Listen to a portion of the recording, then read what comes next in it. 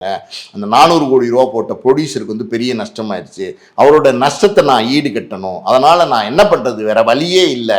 69வது படம் ஜனநாயகன் என்னுடைய கடைசி படம் நான் சொன்னேன். உண்மைதான் சொன்னேன். ஆனா இந்த தயாரிப்பாளர், என்னை நம்பி வந்த தயாரிப்பாளர் என்ன அதோகதி ஆயிட்டாரு. அவருக்காண்டி நான் ஒரு படம் நடிக்க வேண்டாமா? அவருக்காண்டி நான் ஒரு படம் பண்ண வேண்டாமா? அவருடைய நஷ்டத்தை ஈடு கட்ட வேண்டாமா? அவர் பேசுவார்ல மேடேறி, பண்ணலாமா பண்ண வேண்டாமா, போக வேண்டாமா, யாராவது நம்மளோட கூட்டணிக்கு வரலாம் இல்ல, யார் வந்தா? ஆல்ரெடி இவர் அடுத்த படம் நடிக்க போறாரு. அது நான் ஒரு தயாரிப்பாளர், இதை கனெக்ட் பண்ணி பேச வேண்டாம். ஒரு தயாரிப்பாளரா நான் சொல்றேன், இப்போ வந்து வர போற எலெக்ஷன்ல மண்ணக்கவ போறார் அப்படிங்கிறது தான் உண்மை. அவர் நினைக்கிறது எதுவுமே நடக்க போறது இல்லைங்கிறதா உண்மை.